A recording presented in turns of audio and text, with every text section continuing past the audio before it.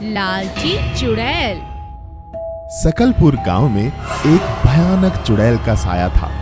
वो रोज गांव में आती और किसी ना किसी को उठाकर अपने साथ ले जाती। गांव के बाहर एक घना जंगल था जहां वो रहती थी। अपने शिकार को भी वो वहीं जाकर खाती थी। गांव वाले बहुत परेशान थे। वो किसी भी तरह उससे पीछा छुड़ाना चाहते थे, इसलिए उन्होंने एक सभा बुलाई। कल वो मेरी बकरी उठाकर ले गई और परसों वो मेरी दादी को उठाकर ले गई। हमें कुछ करना चाहिए, नहीं तो कोई नहीं बचेगा गांव में। ये चुड़ैल एक एक करके हम सबको खा जाएगी। हमें चुड़ैल का सामना करना होगा, कोई हल निकालना होगा। गांव वालों ने एक उपाय निकाला और सोचा कि आज रात वो चुड़ैल के सामने प्रस्ताव रखेंगे कि वो रोज रोज गांव में ना आया करे। हम हर रोज एक जानवर जंगल तक पहुंचा दिया करेंगे। अरे वाह, आज तो गांव वाले मेरे स्वागत में खड़े हैं। चुड़ैल जी, हम आपके सामने प्रस्ताव लेकर आए हैं। कृपया शांत हो जाइए और हमारी बात ध्यान से सुनिए। प्रस्ताव? कैसा प्रस्ताव? जल्दी बताओ, मुझे बहुत भूख लगी है। ऐसा ना हो यहाँ कोई जिंदा ना बचे और तुम सबको खा जाऊं। गांव वालों ने सारी बात चुड़ैल से कही। ठीक है, कल से मेरे पास तक रोज एक जीव जिंदा पहुंच जाना चाहिए। याद रखना, ज्यादा होशियारी की तो पूरे गांव को तहस नहस कर दूंगी।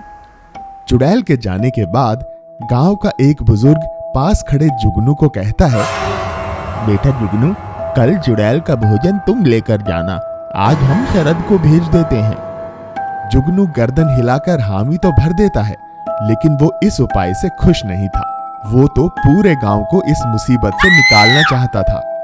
पूरी रात और पूरा दिन जुगनू ने बहुत सोचा और फिर खाली हाथ चल पड़ा जंगल की तरफ। उसे देख गांव के लोग हैरान थे। जब जुगनू चुड़ैल के पास पहुंचा तब उसने कहा, चलिए चुड़ैल जी, मैं आपके भोजन को पकड़कर ले आया हूँ। कहाँ है भोजन? कहाँ है? कहाँ है? दिखाओ, कहाँ है? वो एक बहुत बड़ा जानवर है जिसे यहाँ लाना मुश्किल था, इसीलिए मैंने उसे नदी किनारे बांध दिया है। आप चलिए। नदी किनारे जुगनू ने जानवर नहीं बल्कि एक चुड़ैलों को पकड़कर कैद करने वाले जादूगर को बुला रखा था, जिसने चुड़ैल के वहां पहुंचते ही उसे अपनी बोतल में कैद कर लिया।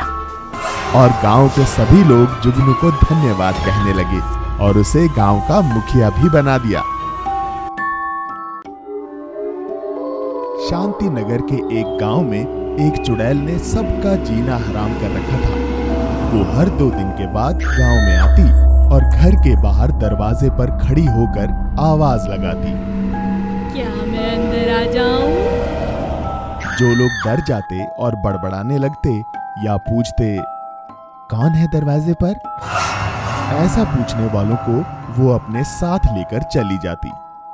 उसी गांव में आशा अपने सास, ससुर और ननद के साथ रहती थी। आशा की सास और ननद घर का सारा काम उससे करवाते और खुद आराम करते। अरे ओ आशा, कहाँ मर गई? सारा दिन कपड़े ही धोती रहेगी या खाना भी पकाएगी? बस माँ जी, अभी आई। आशा फटाफट खाना बनाती है और परोसती है। माँ, पता है कल ज्योति के चाचा ने दरवाजा खोल दिया तो चुड़ैल उन्हें भी अपने साथ ले गई। क्या कहा? चुड़ैल? हे भगवान! देख बेटी, तू अपना ख्याल रखना और गलती से भी दरवाजा मत खोलना। अगर कभी चुड़ैल हमारे घर आई भी तो ये आशा जाएगी उसके साथ, क्योंकि यही तो दरवाजा खोलती है। जा, अब तू फटाफट दरवाजे पर लिख कर आ जा कि हम घर पर नहीं है। चुड़ैल, तुम कल आना। आशा की ननद आशा को बिल्कुल पसंद नहीं करती थी। उसने जानबूझकर दरवाजे पे लिख दिया, चुड़ैल आज आ जाना, और चुपचाप आकर खाना खाने लगी। खाने के बाद सब सो जाते हैं, चुड़ैल नहीं आती। आशा की ननद सुमन सोचती है, मैंने तो चुड़ैल को आने के लिए कहा था। दिन चढ़ने वाला है, चुड़ैल तो आई ही नहीं। जाकर देखती हूँ। सुमन जैसे ही दरवाजा खोलती है सामने चुड़ैल को पाती है। चुड़ैल उसे अपने दांतों में दबोच लेती है।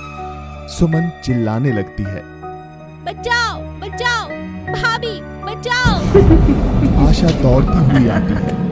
आशा की सास और बेटा भी जाग जाते हैं। आशा बिना डरे चुड़ैल को दबोच लेती है। छोड़ो छोड़ो सुमन को, छोड़ो।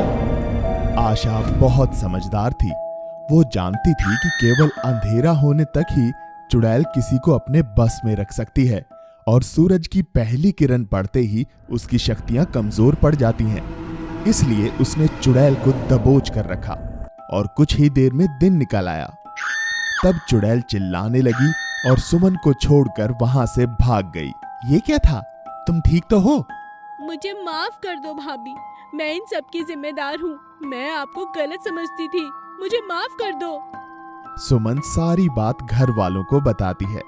सभी आशा को खूब प्यार और सम्मान देते हैं और हर रात दरवाजे पर लिखकर सो जाते हैं, चुड़ैल आज हम घर पर नहीं, कल आना। चुड़ैल के घुंघरू। दीनापुर नाम के गांव में चमन अपने माता पिता के साथ रहने के लिए आया था। अभी कुछ ही दिन हुए थे उसे आए हुए। उसने सभी लोगों से दोस्ती भी कर ली थी। अरे बेटा, थोड़ी पढ़ाई पर भी ध्यान दे दे, नया स्कूल है, तुम्हें सब कुछ समझने में देर लगेगी। माँ, मुझे ये जगह बहुत अच्छी लगी, यहाँ तो मेरे सारे दोस्त बन चुके हैं। कुछ ही दिनों में चमन की गहरी दोस्ती राजू से हो गई। राजू चमन को भूतों की कहानियां सुनाया करता था। चमन को बहुत मजा आता। मैं तुम्हें इतनी डरावनी कहानी सुनाता हूँ, क्या तुम्हें डर नहीं लगता? डर? मुझे नहीं लगता, बल्कि बहुत मजा आता है। तुम मुझे रोज कहानियाँ सुनाया करो। ठीक है, तो मैं आज तुम्हें एक असली कहानी सुनाता हूँ। असली कहानी सुनकर तो सभी डर जाते हैं, तुम भी डर जाओगे। तुम कहानी सुनाओ, मैं नहीं डरूंगा। इस गांव से बाहर एक झोपड़ी है और उसमें कोई नहीं रहता, लेकिन सब लोग झोपड़ी की ओर जाने से बहुत डरते हैं, क्योंकि वहाँ से रात में घुंघरूओं की आवाज आती है और लोगों का ये भी मानना है कि वहाँ सच का भूत रहता है। तो क्या भूत घुंघरू पहनता है? भूत नहीं तो उसकी पत्नी होगी, हमें क्या पता। क्या तुम रात के समय उस झोपड़ी के पास जा पाओगे? अगर तुम ऐसा कर पाए तो मैं मान जाऊंगा कि तुम बहुत बहादुर हो। हाँ हाँ, आज रात ही मैं ये काम कर सकता हूँ। उस रात चमन और राजू सबके सोने के बाद चुपचाप घर से बाहर निकलकर उस झोपड़ी के नजदीक पहुंच जाते हैं। झोपड़ी में से घुंघरूओं के बजने की लगातार आवाज आ रही थी, जो कि रात की चुप्पी को तोड़ते हुए एक भयानक एहसास दिला रही थी। कभी कभी बीच में दूर से कुत्तों के भौंकने की आवाज सुनाई देती और माहौल और भी ज्यादा डरावना बन जाता। यह सब सुनकर राजू ने चमन से कहा, चमन, एक बार और सोच ले, कहीं भूत को देखकर बेहोश मत हो जाना, मुझे तो बहुत डर लग रहा है। राजू, तुम चिंता मत करो, तुम मेरा यही इंतजार करो, जब मैं आवाज लगाऊं तब तुम आ जाना, मैं भूत को पकड़ने के बाद तुम्हें आवाज लगा दूंगा। चमन डरते डरते धीरे धीरे झोपड़ी की तरफ बढ़ता है।